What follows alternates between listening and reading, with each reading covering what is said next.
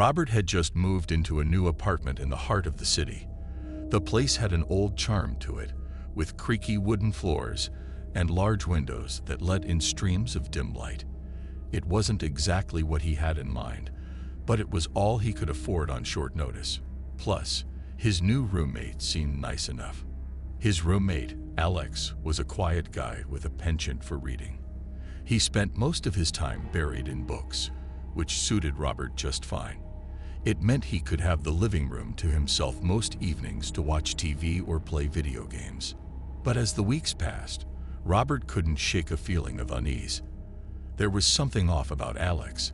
He was polite enough, but there was a certain coldness in his demeanor, a distance that Robert couldn't quite bridge.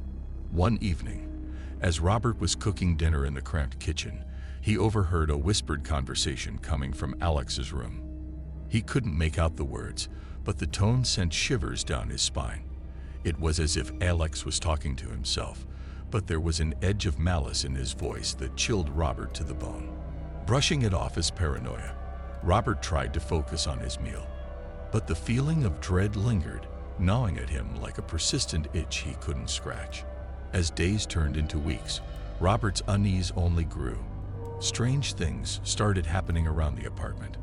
Objects would go missing, only to reappear in odd places days later. Robert would wake up in the middle of the night to the sound of whispering coming from the other room, but when he investigated, Alex would be fast asleep in his bed. One night, Robert awoke to find Alex standing over his bed, staring down at him with a blank expression. "What are you doing?" Robert stammered, his heart pounding in his chest. Alex didn't respond, just turned and walked back to his room without a word. Robert lay awake for hours, unable to shake the feeling of dread that had settled over him like a suffocating blanket. The next morning, Robert decided he had enough. He confronted Alex about his strange behavior, but Alex just laughed it off, claiming Robert was letting his imagination run wild. But Robert couldn't shake the feeling that something was seriously wrong. He started keeping a journal, documenting every odd occurrence, every whispered conversation he overheard, every strange noise in the night. And then, one fateful evening, Robert came home to find Alex gone. His belongings were still in his room, but there was no sign of him anywhere in the apartment. Panicked, Robert searched every inch of the place, but there was no trace of his roommate. As he sat alone in the empty apartment, Robert couldn't shake the feeling that he was being watched, that whatever had driven Alex away was still lurking in the shadows, waiting to pounce. But try as he might, Robert couldn't escape the sinking realization that he was truly alone. And whatever had happened to Alex could just as easily happen to him. With Alex gone, Robert found himself in a state of constant paranoia. Every creak of the floorboards, every rustle of the curtains sent him into a frenzy of fear. But despite his terror, he couldn't shake the feeling that there was more to Alex's disappearance than met the eye. Determined to uncover the truth, Robert delved deeper into Alex's life. He scoured through his roommate's belongings, searching for any clue that might shed light on what had happened. But the more he searched, the more elusive the answers became. Then, one evening, Robert stumbled upon a hidden compartment in Alex's closet. Inside, he found a stack of old photographs, each one more disturbing than the last. They showed Alex with people Robert didn't recognize, engaged in activities that sent a chill down his spine. But the most unsettling discovery came when Robert found a diary hidden beneath the floorboards of Alex's room.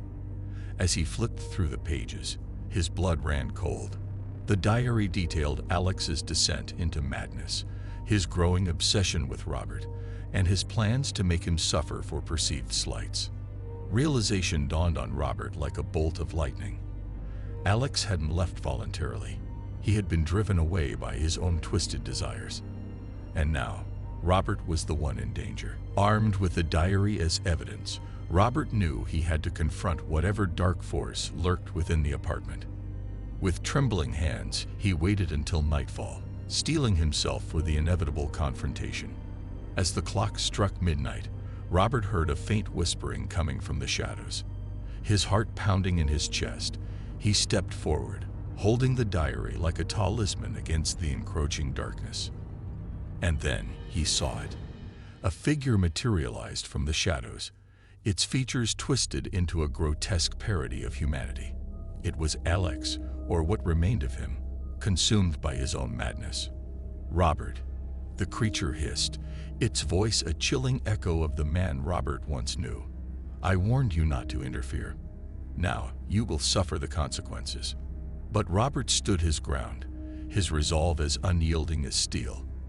With a primal scream, he thrust the diary forward, forcing the creature back into the darkness from whence it came.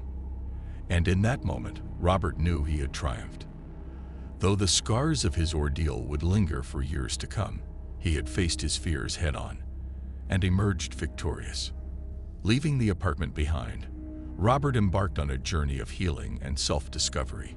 He sought solace in the company of friends and the warmth of newfound relationships, but the memory of his harrowing ordeal lingered in the recesses of his mind like a persistent shadow.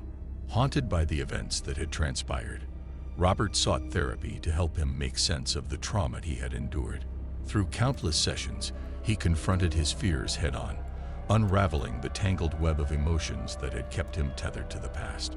With each passing day, Robert found strength in his resilience, forging a new path forward unburdened by the weight of his past. Though the scars of his ordeal remained, they served as a testament to his courage and determination to overcome the darkest of challenges. Years later, Robert returned to the city where it all began, a changed man forged in the crucible of adversity. Standing before the old apartment building, he felt a sense of closure wash over him like a cleansing tide. As he gazed up at the weathered facade, Robert knew that though the memories of his time within those walls would never fade, they no longer held power over him. For he had conquered his demons and emerged from the darkness stronger than ever before. With a final glance back, Robert turned and walked away, leaving behind the ghosts of his past to fade into obscurity. And as he stepped into the warm embrace of the future, he knew that no matter what trials lay ahead, he would face them with courage, resilience, and the unwavering belief that light always triumphs over darkness.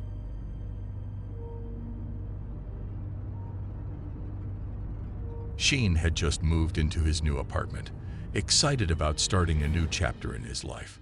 He had found a great deal online for a spacious two-bedroom apartment in the heart of the city. As a fresh graduate, he was eager to embrace independence and navigate adulthood on his own terms. His roommate, James, had already been living there for a few months before Sheen's arrival. James seemed friendly enough during their initial interactions, offering to help Sheen settle in and showing him around the apartment. However, there was something about James that gave Sheen an uneasy feeling, a subtle shift in demeanor whenever their eyes met. Despite his reservations, Sheen shrugged it off as nerves from moving to a new place. He convinced himself that he was just being paranoid and decided to focus on unpacking and getting to know his new surroundings. Days turned into weeks, and Sheen started to notice peculiar things about James. He would often come home late at night, tiptoeing past Sheen's room as if trying not to be noticed. Sheen could hear whispered conversations through the thin walls, but whenever he approached James about it, he would brush it off with a vague explanation. One evening, Sheen returned home early from work to find James hastily shoving something under his bed, as if caught in the act of hiding. Sheen's curiosity piqued, but he decided not to confront James just yet, opting instead to observe him closely. Late one night, Sheen was jolted awake by the sound of frantic whispers coming from the living room. He cautiously crept out of his room and peered around the corner to find James huddled over the coffee table, poring over a stack of papers with a look of sheer panic on his face. "James, what's going on?" Sheen's voice startled James, who quickly shoved the papers into a drawer and composed himself.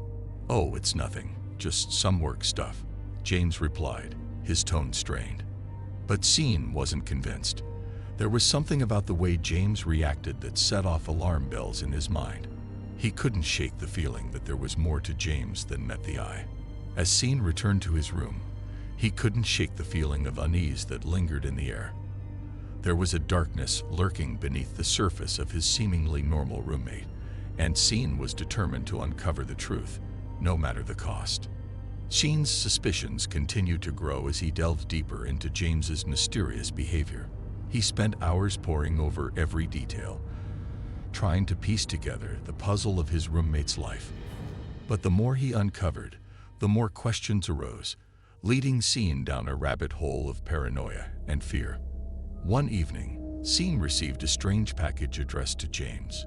It was a small, nondescript box containing an assortment of bizarre objects, vials of unknown substances, cryptic notes written in a language Scene couldn't decipher, and a peculiar amulet that seemed to pulse with an otherworldly energy.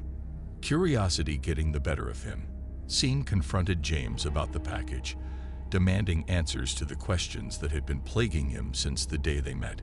But James merely laughed it off, dismissing Scene's concerns as the ramblings of an overactive imagination. Determined to uncover the truth, Scene took matters into his own hands, resorting to extreme measures to unravel the secrets that James was so desperate to keep hidden. He rifled through James's belongings, searching for any clues that might shed light on his roommate's dark past. What he discovered sent chills down his spine. James wasn't who he claimed to be.